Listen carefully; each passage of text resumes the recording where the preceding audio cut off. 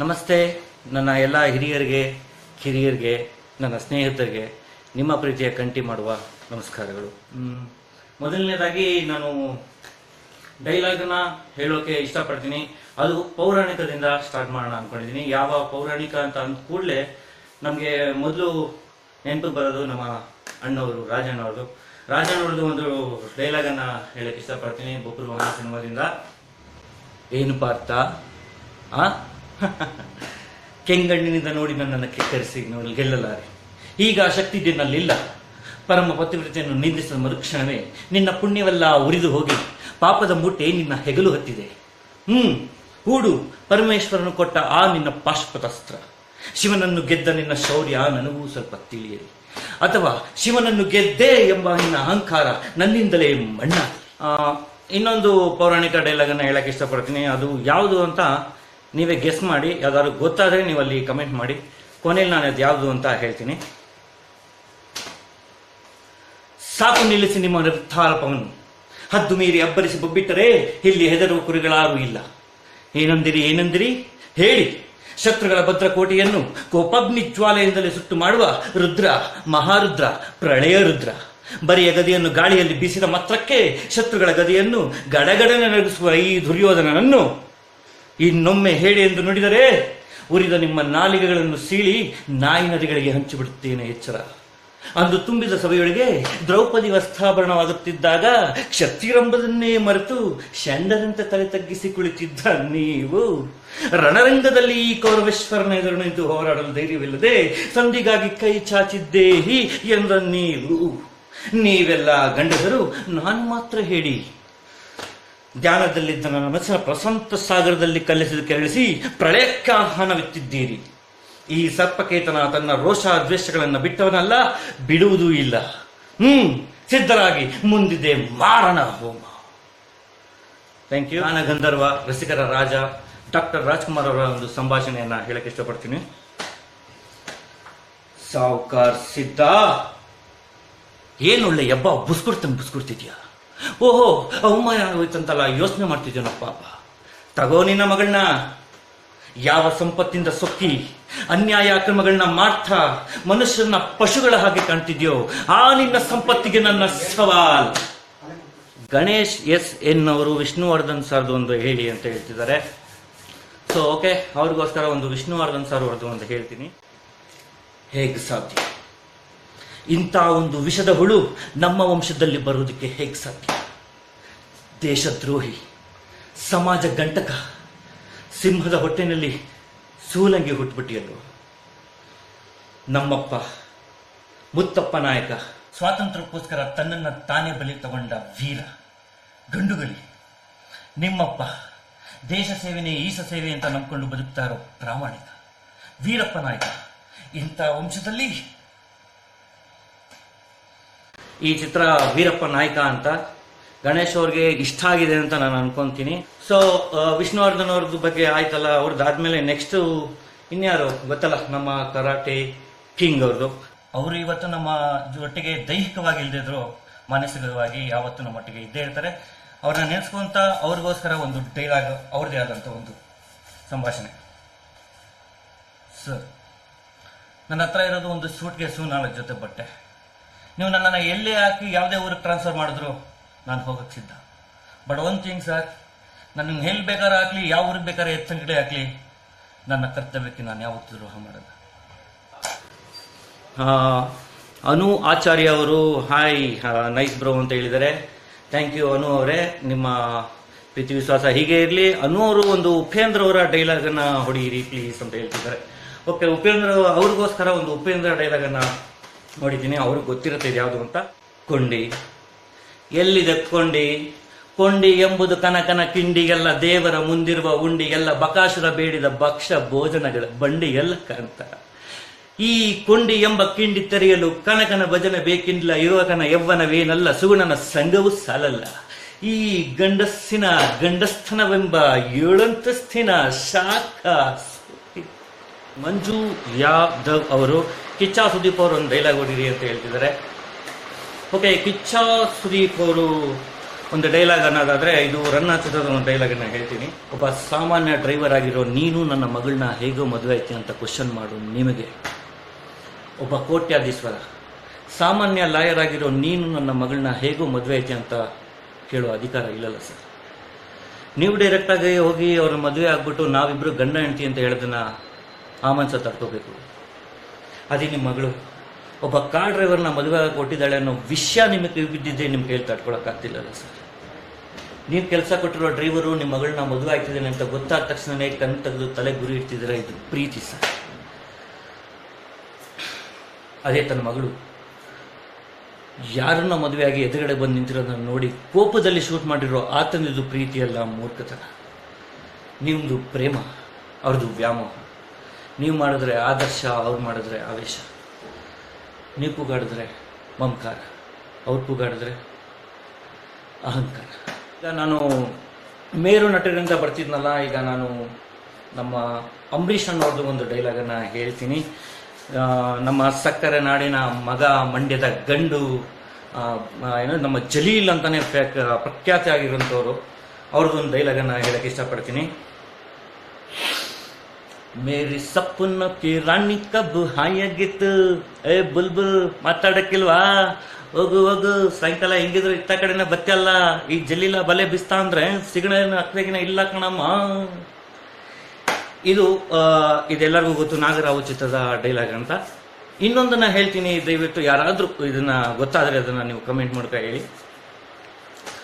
ನಾನು ಆ ಸಾವ್ಕಾರ್ ಮನೆ ಗುಲಾಮ್ ನನ್ ಮಗ, ಜೀತ ಮಾಡಿ ಜೀವನ ಮಾಡ್ತಿರೋ ಬೇವರ್ಸಿ ನನ್ ಮಗ, ಅವಿಲ್ಲ ಅಪ್ಪಿಲ್ಲ ತಬ್ಲಿ ನನ್ ಮಗ, ನಾನೆಲ್ಲಿಂದ ತರ್ಲಿ ಚಿನ್ನದ ಕಾಸಿನ ಸರವ. ಅವ್ರ ಅಪ್ಪನ ಮ್ಯಾಗ ನನಗೊಂದು ಸೀಟು ಬರ್ತಾದೆ, ಹಾಕಿ ಒಂದು ಬೀದ್ ಬಿಡವ ಅಂತ.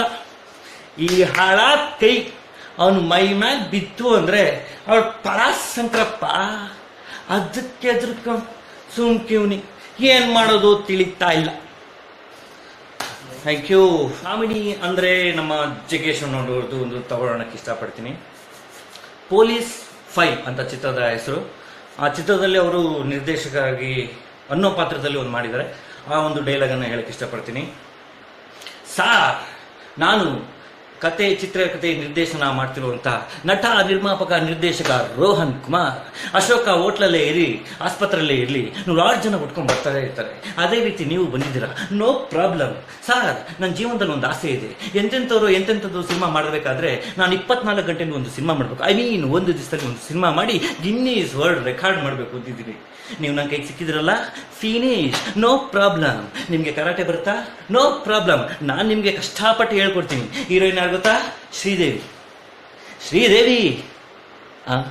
ಆಕ್ಷನ್ ಪಿಕ್ಚರ್ ಹೀರೋ ಅಲ್ಲಿ ರಿಯಾಕ್ಷನ್ನೇ ಬರ್ತಿಲ್ವೇ? ಓಕೆ. ಇದಾದ್ಮೇಲೆ ಇನ್ನೊಂದು ಅದೇ ಚಿತ್ರದಲ್ಲಿ ಏನು ಹೇಳ್ತಾರೆ ಅಂತಂದ್ರೆ, ಕೋರ್ಟಲ್ಲಿ ನಿಲ್ಸಿರ್ತಾರೆ. ಆ ಕೋರ್ಟಲ್ಲಿ ಒಂದು ಡೈಲಾಗನ್ನ ಹೇಗೆ ಹೇಳ್ತಾನೆ ಅಂತಂದ್ರೆ, ನಮ್ಮ ತಾಯಿ ಅಣ್ಣಗೂ ಇಲ್ಲ ಮಹಾಸ್ವಾಮಿ, ನಾನೊಬ್ಬ ಅಸಹಾಯಕ ಪ್ರಾಮಾಣಿಕ ಚಿತ್ರ ನಿರ್ದೇಶಕ. ಮೋಸ ಅಂದ್ರೆ ನನಗೇನು ಅಂತ ಗೊತ್ತಿಲ್ಲ. ಕನ್ನಡದವನಾಗಿ ಕಾವೇರಿ ತುಂಬಂತ್ರ ನೀರು ಕುಡಿದು ಕನ್ನಡಕ್ಕೆ ದ್ರೋಹ ಪಡಿತೀನಿ. ಎಷ್ಟೇ ಹೇಳಿದ್ರು ನನ್ನ ಮಾತು ಕೇಳಿದೆ ಪೊಲೀಸರು ಹೊಲ ಕಳ್ಕೊಂಡೋಗಿ ಏರೋಪ್ಲೇನ್ ಎತ್ತಿ ಬಾಂಬೆ ಕಟ್ ಹಾಕಿ ಕಾರ್ ಪಿಡಿಕೊಳ್ಳಲ್ಲ ಎಲ್ಲರೂ ತಿರ್ಸ್ಬಿಟ್ರು ಮಹಾಸ್ವಾಮಿ. ನನ್ನ ಜೀವ ಉಳಿಸ್ಬೇಕಂದ್ರೆ ನಾನು ಆಸ್ಪತ್ರೆ ಕಳಿಸ್ಕೊಡ್ಬೇಕು. ಇಷ್ಟ ಆಗಿದೆ ಅಂತ ಅನ್ಕೊಂಡು ಹೇಳೋದಾದ್ರೆ, ಪವರ್ ಸ್ಟಾರ್ ಪುನೀತ್ ರಾಜ್ಕುಮಾರ್ ಒಂದು ಡೈಲಾಗನ್ನು ಹೇಳಿ ಅಂತ ಭರತ್ KM ಅವರು ಹೇಳ್ತಿದ್ದಾರೆ. ಪವರ್ ಸ್ಟಾರ್ ಗೊತ್ತಲ್ಲ, ಅವ್ರ ಡೈಲಾಗ್ ಯಾವಾಗಲೂ ಪವರ್ ಆಗಿರುತ್ತೆ. ಅವ್ರದ್ದೊಂದು ಡೈಲಾಗನ್ನು ಹೇಳ್ತೀನಿ, ಅದು ಹುಡುಗರ ಚಿತ್ರದಿಂದ. ಯಾಕೋ ಲವ್ ಅಂತ ಸುಳ್ಳು ಹೇಳ್ತೀನಿ. ನನಗೊಬ್ಳು ವರ್ಕೌಟ್ ಆಗಿದ್ದಾಳೆ, ನನಗೊಂದು ಜಾಗ ಬೇಕು, ನನಗೆ ಯಾವ್ದಾದ್ರು ಜಾಗ ಇದ್ರೆ ಕೊಡು ಅಂತ ಹೇಳಿದರೆ ನನ್ನ ಮನೆಯೇ ಬಿಟ್ಕೊಟ್ಟಿದ್ದು. ನಾನು ನಿನಗೋಸ್ಕರ ನಾನು ಬಂದೆ, ಅವನು ಯಾಕೋ ಬಂದ, ಅವಳು ಯಾಕೋ ಬಂದ್ಲು, ಇವನು ಯಾಕೋ ಬಂದ, ನಿನಗೋಸ್ಕರನ ಅವಳಿಗೋಸ್ಕರನ. ಫ್ರೆಂಡ್ಶಿಪ್ ಕಣ, ಅಸಹ್ಯ ಮಾಡಬೇಕು. ಲವ್ ಅಂದರೆ ಎತ್ತವ್ರು ಎದುರ್ಕೊಂಡು ಸಾಯ್ತಾರೆ. ಯಾಕೆ ಈ ರೀತಿ ಅರ್ಧದಲ್ಲಿ ಓಡಿ ಬರ್ತೀರಾ ಅಂತ ಬದುಕು ತೋರಿಸಿ. ಅವ್ರು ನಿಮ್ಮ ಬಗ್ಗೆ ತಿಳ್ಕೊಳ್ಳೋದಕ್ಕಿಂತ ಒಂದು ಜಾಸ್ತಿ ಬದುಕು ತೋರಿಸಿ. ಸಲಾ ಹೊಡಿತಾರೆ, ನನ್ನ ಪ್ರೀತಿ ಸೋದೈತಲ್ಲ ಅಂತ, ನನ್ನ ಪ್ರೀತಿ ಸಿಗ್ಲಿಲ್ವಲ್ಲ ಅಂತ. ಇವತ್ತಲ್ಲ ನಾಳೆ ನನ್ನ ಪ್ರೀತಿಗೆ ಒಬ್ರಲ್ಲ ಒಬ್ರು ಸಪೋರ್ಟ್ ಮಾಡ್ತಾರೆ ಅಂತ. ಚಿಕ್ಕವರಿಂದ ದೊಡ್ಡವರವರೆಗೂ ಯಾರಾದರೂ ಒಬ್ರು ಲವ್ಗೆ ಸಪೋರ್ಟ್ ಮಾಡೋರೆ ಕಣೋ. ಆದರೆ ನೀವು ಅವ್ರಿಗೆಲ್ಲ ಮೋಸ ಮಾಡ್ತಾ ಇದ್ದೀರಾ. ಅವರೆಲ್ಲ ಮನ್ಸ್ಪಟ್ರೆ ನಿಮ್ಮಂತವ್ರು ಸೇರ್ಸಕ್ ಒಬ್ರು ಇರಲ್ಲ. ಪಬ್ಲಿಕ್ ಅಲ್ಲಿ ಲಲ್ಲೆ ಹೊಡೆಯಕ್ಕಾಗಲ್ಲ, ಪಾರ್ಕ್ ಅಲ್ಲಿ ಕುತ್ಕೊಂಡು ಮುತ್ತಿಸಕ್ಕಾಗಲ್ಲ. ಲವ್ವರ್ಸ್ ಅಂದ್ರೆ ನಾಳೆ ಜನ ಚಪ್ಲಿ ತಗೊಂಡು ಹೊಡಿತಾರೆ. ನಾವು ಕರ್ನಾಟಕ ಪೊಲೀಸ್ ಆಪತ್ನ ಅಟ್ಟಾಡ್ಸ್ಕೊಂಡು ಹೋಗಿ ಹೊಡಿತೀವಿ. ಇನ್ನೊಂದು, ಲೇ ಮರಿ, ನಾನು ಅದೇ ಸುಳ್ಳು ಹೇಳ್ಕೊಂಡು ಈಚ್ ಕಲ್ತಿರೋನು. ಅವ ಈಟಿರೋರ್ಗೆ ಎಲ್ಲಾರ್ಗೂ ಇರುತ್ತೆ. ಉಸಿರು ನಿಂತ ಮೇಲೂ ಹೆಸರಿರ್ಬೇಕಂದ್ರೆ ದಮ್ ಬೇಕಲ್ಲೇ. ಓಕೆ, ಇಲ್ಲಿ ರಾಜ್ ಅವರು ಹಲೋ ಅಂತ ಹೇಳಿದ್ದಾರೆ. ಹಾಯ್ ರಾಜ್ ಅವರೇ, ನಿಮ್ಮ ಪ್ರೀತಿ ವಿಶ್ವಾಸ ಯಾವಾಗಲೂ ಇರಲಿ.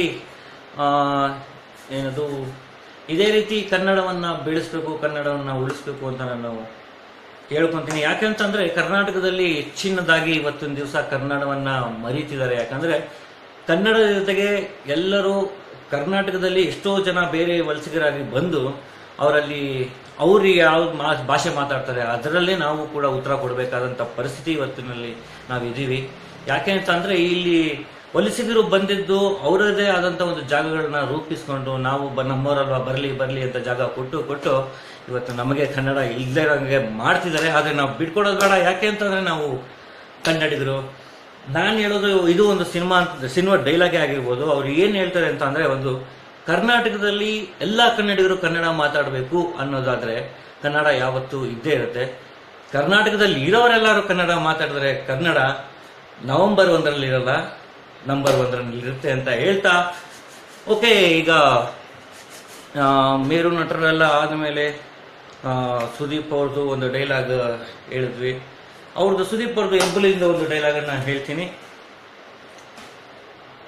ಹುಲಿ ಸೈಲೆಂಟ್ ಆಗಿದೆ ಅಂತಂದ್ರೆ ಸುಸ್ತಾಗಿದೆ ಅಂತ ಅರ್ಥ ಅಲ್ಲ, ಬೇಟೆ ಆಡಕ್ಕೆ ರೆಡಿ ಆಗಿದೆ ಅಂತ ಅರ್ಥ. ಬೇಡ, ನಿನ್ಗೆ ಅರ್ಥ ಆಗೋ ಥರ ಒಂದು ಮಾತು ಹೇಳ್ತೀನಿ. ನೀನು ಯಾವುದೇ ಹಂತಕ್ಕೆ ಹೋದ್ರು ಅದಕ್ಕಿಂತ ತೂಕ ಜಾಸ್ತಿ ನಾನು ಇರ್ತೀನಿ. ಓಕೆ, ಇದು ರನ್ನ ಚಿತ್ರದ ಒಂದು ಡೈಲಾಗ್, ಹೆಬ್ಬುಲಿ ಅಂತ ಚಿತ್ರದ ಒಂದು ಡೈಲಾಗ್. ಎರಡು ಮಿಕ್ಸ್ ಮಾಡಿ ನಾನು ಹೇಳಿದೆ. ಹಂಗೆ ಇದನ್ನೇ ಹೇಳೋದು ಸರ್, ನಾವು ಡೈಲಾಗನ್ನು ಇಂಪ್ರೂವೈಸೇಷನ್ ಮಾಡ್ಕೊಳ್ಳೋದು ಅಂದರೆ ಇದೆ. ಆ ಡೈಲಾಗು ಈ ಡೈಲಾಗ್ನ ಮಿಕ್ಸ್ ಮಾಡಿಬಿಟ್ಟು ಒಂದು ಡೈಲಾಗನ್ನು ಬರೆದ್ಬಿಡ್ತೀವಿ. ಉಪೇಂದ್ರ ಅವ್ರದ್ದೊಂದು ಡೈಲಾಗನ್ನು ಭರತ್ ಅವರು ಕೇಳ್ತಿದ್ದಾರೆ. ಸೊ ಅವ್ರಿಗೋಸ್ಕರ ಒಂದು ಉಪೇಂದ್ರ ಅವ್ರದ್ದು ಮತ್ತೆ ಇನ್ನೊಂದು ಡೈಲಾಗನ್ನು ಹೊಡಿತೀನಿ. ಲೇ ದಡಿಯಾ, ನೀನ್ ನೋಡಿರೋದು ಬರೀ ರೂಪಾಯ, ನಾನು American dollars, London pounds, Malaysian, ಜಾಪನೀಸಿಯನ್ ಚಲ್ಲಾಡಿ ಆಟಾಡಿದ ಮೋಹನ ಇವತ್ ನೋಡು ಯಾವ ಗತಿಗೆ ಬಂದಿದ್ದೀನಿ ನೋಡು. ನಿನ್ನಂತ ನನ್ನಂತ ಅಯೋಗಿನ್ಗೆ ಕಣ ಭಗವಂತ ಬೆಣ್ಣೆಗೆ ಎಣ್ಣೆ ಬಾಲ್ ಕಲಿಸೋದು. ಯಾಕಂದ್ರೆ ಶನಿ ಹೆಗ್ಲಾಡ್ತಾ ತಗ್ಗಿ ಬಗ್ಗಿ ನಡೆದ್ರೆ ಆ ಶನಿ ಕೆಳಗೆ ಜಾಗ ಬಿದ್ದೋಗ್ತಾನ ಕಣೋ. ನಿಗಿದ್ರೆ ಕಿವಿ ಏರಿ ತಲೆಯಲ್ಲಿ ಕೂತು ಕಿವಿಲ್ ಬೆರಳು ಬೀಳ್ತಾನ ಕಣೋ. ಹಾಗೆ ಆ ಒಳ್ಳೆ ಮಾತು ಕಿವಿ ಕೇಳಿಸಲ್ಲ, ಅರ್ಥ ಆಗಲ್ಲ ಕಣೋಲೇ. ರಾಕಿಂಗ್ ಸ್ಟಾರ್ ಯಶ್ ಅವರ ಒಂದು ಡೈಲಾಗ್ ಅನ್ನ ಹೇಳ್ತೀನಿ. ರಾಕಿಂಗ್ ಸ್ಟಾರ್ ಅಂದ್ರೆ ಕೂಡಲೇ ಫಸ್ಟ್ ಅವರು ಹಿಟ್ ಆಗಿದ್ದು ಯಾವ್ದ್ರಲ್ಲಿ, ಮಂಡ್ಯ ಸ್ಟೈಲಲ್ಲಿ. ಮಂಡ್ಯದು ಒಂದು ಡೈಲಾಗ್ ಹೇಳೋದಾದ್ರೆ, ಅಣ್ತಮ್ಮ ಇಲ್ಲಿ ಯಾರು ಹೀರೋ ಆಗಕ್ ಬೀಳಲ್ಲ, ನಮಗ್ ನಾವೇ ಹೀರೋ ಆಗ್ಬೇಕು. ಕಾಲ್ ಎಳೆಯೋರು ಯಾವತ್ತಿದ್ರು ಕಾಲ್ ಕೆಳಗಡೆ ಇರ್ತಾರೆ, ಪ್ರೀತಿ ವಿಶ್ವಾಸ ತೋರಿಸೋರು ಮನ್ಸಲ್ಲಿ ಇರ್ತಾರೆ. ಅದಾದ್ಮೇಲೆ ಒಂದು ಮಾಸ್ ಅನ್ನೋದಾದ್ರೆ ರಾಮಾಚಾರಿಯಿಂದ ಒಂದು ಡೈಲಾಗ್ ಅನ್ನ ಹೇಳ್ತೀನಿ. ಪ್ರತಿಯೊಬ್ಬ ಹೀರೋನು ಹೀರೋ ಆಗೋಕ್ಕಿಂತ ಮುಂಚೆ ಇನ್ನೊಬ್ರು ಫ್ಯಾನ್ ಕಣು. ನಾನು ಬರೋವರೆಗೂ ಮಾತ್ರ ಬೇರೆಯವ್ರ ಹವ, ಬಂದ್ಮೇಲೆ ನಂದೇ ಹವ. ಸುಮಾ ಅವರು ನಿಮ್ಮದೇ ಆದಂಥ ಒಂದು ಡೈಲಾಗನ್ನು ಹೇಳಿ ಅಂತ ಹೇಳ್ತಿದ್ದಾರೆ. ನನ್ನದೇ ಆದಂಥ ಒಂದು ಡೈಲಾಗ್ ಹೇಳೋದಕ್ಕಿಂತ ಇದನ್ನ ಯಾರು ಕೇಳಿಲ್ಲ, ಒಂದು ಪ್ರೀತಿ ಬಗ್ಗೆ ಒಬ್ಬರು ಹೇಳಿರುವಂಥ ಹಳ್ಳಿ ಡೈಲಾಗ್ ಒಂದನ್ನು ಹೇಳ್ತೀನಿ. ಹೊರಟ ಐ ಲವ್ ಯು ಚಿತ್ರದಿಂದ, ಬಡ್ಡಿ ಮಗ ಭಗವಂತ ಜೀವನ ಪೂರ್ತಿ ಗುದ್ದಾಡೋದು ಹೇಳ್ಕೊಟ್ಟ. ಮುದ್ದಾಡೋದು ಹೇಳ್ಕೊಟ್ಟಿದ್ರೆ ನಿನ್ಗೊಂದು ಮುತ್ತು ಕೊಟ್ಟು 3 ಹೊತ್ತು ಮುಟ್ಟು ನೋಡ್ಕೊಳ್ಳೋದು ಮಾಡ್ತಿದ್ದೆ. ಮೊದ್ಲು ಹೊರ್ದ ಅವನು ಎತ್ತು ಒಂದಿದ್ರೆ ಸಾಕು, ಕೈಯೋ ಕಾಲೋ ತಲೆನೋ ಸಲೀಸಾಗಿ ಎತ್ಬಿಡ್ತಿದ್ದೆ. ಯಾಕಂದ್ರೆ ಮನ್ಸಿನ ದೇಹದಲ್ಲಿ ನಂಗೆ ಗೊತ್ತಿದ್ದ ಅಷ್ಟೇ ಪಾರ್ಟ್ಸ್ಗಳು. ಆದ್ರೆ ಈಗ ಗೊತ್ತಾಗ್ತಿದೆ ಆ ಪಾರ್ಟ್ಸ್ ಒಂದು ಹಾರ್ಟಿದೆ ಅಂತ. ನನಗೂ ಹೃದಯ ಅದು ನಿನ್ಗೋಸ್ಕರ ಕಾಯ್ತಿದೆ. ಹೇಗೆ ಬಿಡ್ಲಿ, ಬೆಳಿಗ್ಗೆ ಎದ್ರೆ ಸಾಕು, ಈಗ ಏನೇನೋ ಹುಡ್ತಾ ಇರುತ್ತೆ, ಏನು ಹುಡ್ತಿದೆ ಅಂತ ಫಾಲೋ ಮಾಡಿದ್ರೆ ಕರ್ಕೊಬಂದು ನಿನ್ ಮುಂದೆ ನಿಲ್ಸುತ್ತೆ. ಬೆಳಿಗ್ಗೆ ಎದ್ದು ಈ ವರ್ಧ ಯಾವತ್ತು ಕನ್ನಡಿ ಮುಂದೆ ನಿಂತವನೇ ಅಲ್ಲ ಕಣೆ, ಆದ್ರೂ ನಿಂತ್ಕೋಬೇಕು ಅನ್ಸುತ್ತೆ. ತಂಗಾಳಿಯಲ್ಲಿ ಒಂಟಿಯಾಗಿ ನಡಿಬೇಕು ಅನ್ಸುತ್ತೆ, ಬಾತ್ರೂಮಲ್ಲಿ ಜೋರಾಗಿ ಹಾಡು ಹೇಳ್ಬೇಕು ಅನ್ಸುತ್ತೆ. ಮಚ್ಚಿ ಹೇಳ್ತಿರ್ತಾನೆ ಯಾವತ್ತೂ ನಿದ್ದೆಗಣ್ಣಲ್ಲಿ ಮಾತಾಡ್ತಿರ್ತಾನಂತೆ. ಯಾಕೆ ಹೇಗಾಗುತ್ತೆ? ಈ ಹೊಡೆದಾಗ ಯಾವತ್ತು ಹತ್ತೋನಲ್ಲ ಕಣೆ, ಅದು ಕಣ್ಣೋದೇ ಗೊತ್ತು. ಗಟ್ಟಿಯಾಗಿ ತಪ್ಕೊಂಡು ಏನೇನೋ ಹೇಳ್ಬೇಕು ಅನ್ಸುತ್ತೆ. ಏನೇನು ಮಾಡಲಿ ನನಗೆ ಗೊತ್ತಿಲ್ಲದೆ ನೀನು ಹುಚ್ಚಿನ ಥರ ಹಚ್ಕೊಂಡ್ಬಿಟ್ಟಿದ್ದೆ. ನಾನು ಹೃದಯದ ಒಳಗೆ ಹಿಂದೆ ಮುಂದೆ ಮೇಲೆ ಕೆಳಗೆ ಅಳ್ಸಕ್ಕಾಗ್ದಿರ ನೀನು ಅಷ್ಟೊಂದು ಕೀಚ್ಕೊಂಡ್ಬಿಟ್ಟಿದ್ದೀನಿ. ಕೊನೆದಾಗ ಒಂದು ಮಾತು ಹೇಳ್ತೀನಿ. ಈ ಪ್ರಪಂಚದಲ್ಲಿರೋ ಪ್ರೇಮಿಗಳೆಲ್ಲ ಹೇಳ್ತಾರೆ 7 ಜನ್ಮಕ್ಕೂ ನೀನೇ ನನ್ನ ಪ್ರೇಮಿ ಆಗಿರ್ಬೇಕು, 7 ಜನ್ಮಕ್ಕೂ ನೀನೇ ನನ್ನ ಹೆಂಡತಿ ಆಗಿರ್ಬೇಕು ಅಂತ. ಅದು ಯಾವುದು ನಂಗೆ ಗೊತ್ತಿಲ್ಲ ಕಣೆ. ಆದರೆ ಒಂದೊಂದು ಸತ್ಯ, ಆ 7 ಜನ್ಮದ ಪ್ರೀತಿನ ಇದೊಂದೇ ಜನದಲ್ಲಿ ಕೊಂಡ್ಕೊಂಡು ಅಷ್ಟು ಪ್ರೀತಿಸ್ತಾನೆ ನಾನು. ಅರ್ಥ ಮಾಡ್ತೀವಿ. ಇದು ಒರಠ ಐ ಲವ್ ಯು ಚಿತ್ರದ ಒಂದು ಡೈಲಾಗ್. ತರುಣೇಶ್ ಗೌಡ ಅವರು ವಿಷ್ಣು ಸರ್ದವ್ರದ್ದು ಡೈಲಾಗ್ ಹೇಳಿ ಅಂತ ಹೇಳ್ತಿದ್ದಾರೆ. ವಿಷ್ಣುವರ್ಧನ್ ಅವ್ರದ್ದು ಇನ್ನೊಂದು ಡೈಲಾಗ್ ಅನ್ನ ಹೇಳ್ತೀನಿ. ಅದೇ ವೀರಪ್ಪ ನಾಯಕ ಚಿತ್ರದಿಂದ. ಅದರಲ್ಲಿ ಅವರು ಪೊಲೀಸ್ ಸ್ಟೇಷನ್ ಜೈಲಲ್ಲಿ ಇರ್ತಾರೆ. ಅವಾಗ ಜೈಲರ್ ಹತ್ರ ಕೇಳುವಂತ ಪ್ರಶ್ನೆ, ಸಾಹೇಬ್ರೆ ನಾನು ನಿಮ್ಗೊಂದು ಮಾತು ಕೇಳ್ತೀನಿ, ತಪ್ಪು ತಿಳ್ಕೊಳ್ಳಲ್ಲ ತಾನೆ? ಇಲ್ಲ ಹೇಳಿ.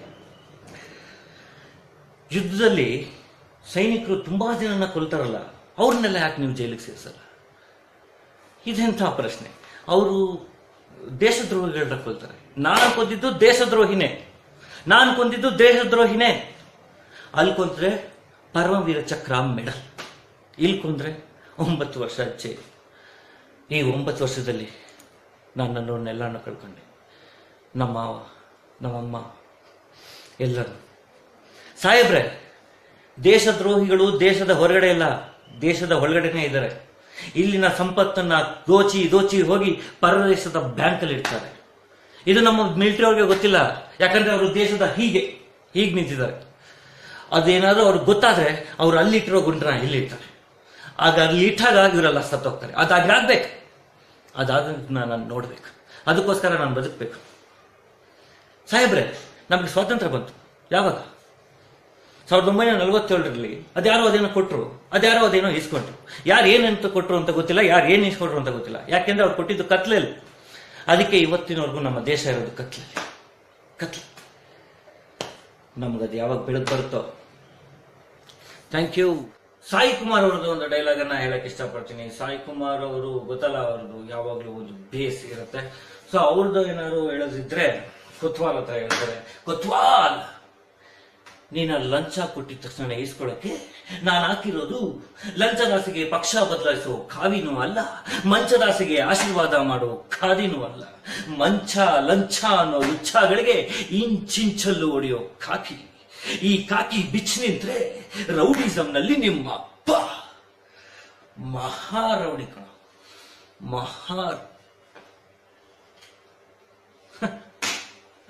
ಆ ಗರ್ಭದಲ್ಲಿರೋ ಮಗುಗೆ ಇವನಪ್ಪನ. ನನಗೆ ಯಾಕೋ ಡೌಟ್ ಆಗ್ತಾ ಇದೆ. ಲಾಂಗ್ ಹಿಡಿಯೋ ಗ್ರಿಪ್ ಇಲ್ಲ, ನೀನೊಬ್ಬ ರೌಡಿನ.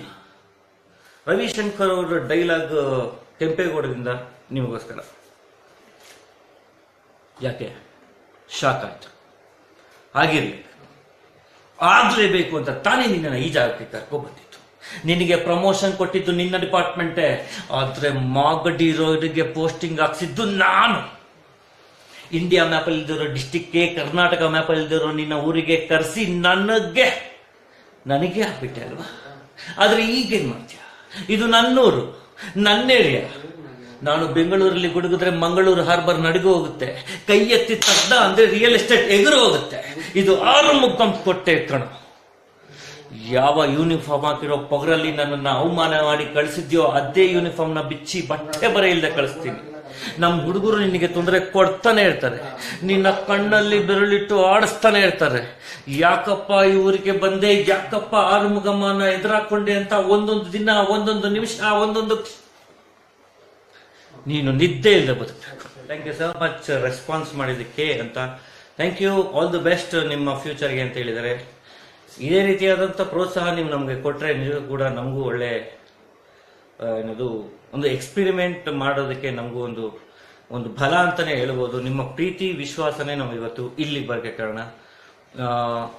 ಇವತ್ತು ನಾನಿಲ್ಲ ಇರೋ ಮೇಜರ್ ಕಾರಣ ಏನು ಅಂತ ಅಂದ್ರೆ ಮೌನ ಮಾತಾದಾಗ ಅನ್ನೋ ಒಂದು ಪೇಜ್. ಆ ಪೇಜು ನಾನು ಎಲ್ಲೋ ಇರುವಂತ ನನ್ನಂತ ಕಲಾವಿದರನ್ನ ಕರೆಸಿ ಇವತ್ತು ನಿಮ್ಮ ಮುಂದೆ ಒಂದು ಪರ್ಫಾರ್ಮೆನ್ಸ್ ಕೊಡಿ ಅಂತ ಕರೆಸಿರೋದಕ್ಕೆ ನಿಜಕ್ಕೂ ಕೂಡ ಅವ್ರಿಗೊಂದು ನಾವು ದೊಡ್ಡ ಧನ್ಯವಾದನ ಹೇಳ್ಬೇಕು. ಇವತ್ತು ನನ್ನದೇ ವಾಯ್ಸಲ್ಲಿ ಎಲ್ಲಾ ಡೈಲಾಗನ್ನ ಹೇಳಕ್ಕೆ ಪ್ರಯತ್ನ ಪಟ್ಟೆ. ನಿಮ್ಮೆಲ್ಲರಿಗೂ ಇಷ್ಟ ಆಗಿದೆ ಅಂತ ನಾನು ಅನ್ಕೊಂತೀನಿ. Thank you so much. ಇದೇ ರೀತಿಯಾದಂಥ ಪ್ರೋತ್ಸಾಹ ನನ್ನ ಮೇಲೆ, ವಿನಯ್ ಮೇಲೆ ಇದ್ದಿದ್ದಕ್ಕೆ. ಇದೇ ರೀತಿಯಾದಂಥ ಇನ್ನೂ ಹೆಚ್ಚಿನ ವಿಡಿಯೋಗಳು, ಹೆಚ್ಚಿನ ಲೈವ್, ಹೆಚ್ಚಿನ ಪ್ರಯತ್ನಗಳನ್ನ ನಾನು ಮಾಡ್ತೀನಿ. ಇನ್ನು ನೆಕ್ಸ್ಟ್ ನಾನು ನನ್ನ ಆಪ್ತ ಮಿತ್ರ ವಿನಯ್ ಅವರು ಮತ್ತೆ ಬರ್ತೀವಿ ಅಂತ ನಿಮಗೆ ಭರವಸೆ ಕೊಡ್ತಾ, ನೋಡಿದ್ರಲ್ಲ ಫ್ರೆಂಡ್ಸ್, ಇದೊಂದು ಅದ್ಭುತ ಪ್ರತಿಭೆ. ಈ ಪ್ರತಿಭೆನ ನೀವು ಬೆಳೆಸಬೇಕಾಗಿದ್ದು ನಮ್ಮೆಲ್ಲರ ಕರ್ತವ್ಯ ಅಂತ ಹೇಳಕ್ ಇಷ್ಟಪಡ್ತೀನಿ. ಮತ್ತೆ ನಾನು ಇವನು ಇಬ್ರು ಒಟ್ಟಿಗೆ ಬರ್ತೀವಿ, ಆದಷ್ಟು ಬೇಗ ಬರ್ತೀವಿ ಇಬ್ರು ಒಟ್ಟಿಗೆನೆ. ಸೊ ನಿಮ್ಮನ್ನು ಮನರಂಜನೆ ಮಾಡ್ಲಿಕ್ಕೆ ಕಾಯ್ತಾ ಇರ್ತೀವಿ ನಾವು. ಏನ್ ಬೇಡ ಅವ್ರಿಗೆ ಹೆಚ್ಚಿನ ರೀತಿಯಲ್ಲಿ ಏನು ಏನ್ ಮಾಡಿದ್ದಾರೆ ಪ್ರಿಪರೇಷನ್ ಬರ್ತೀವಿ, ನಿಜವಾಗಿ ತುಂಬಾ ಚೆನ್ನಾಗಿ ಮಾಡ್ತೀವಿ ಅಂತ ಅನ್ಕೊಂಡಿದೀವಿ. ಮಾಡೇ ಮಾಡ್ತೀವಿ. ಯಾಕೆ ಅಂತಂದ್ರೆ ನಮ್ಮಲ್ಲಿ ಒಂದು ಏನಾದ್ರು ಒಂದು ಮಾಡಬೇಕು ಅನ್ನೋ ಆಸೆ ಇದೆ. ಈ ಆಸೆಗೆ ನಮ್ಮನ್ನು ಪ್ರೋತ್ಸಾಹ ಮಾಡ್ತೀವಿ. ಆದಷ್ಟು ಬೇಗ ಬರ್ತೀವಿ. ಮೌನ ಮಾತಾಡ ಪೇಜ್ಗೆ ಧನ್ಯವಾದಗಳು. Thank you so much.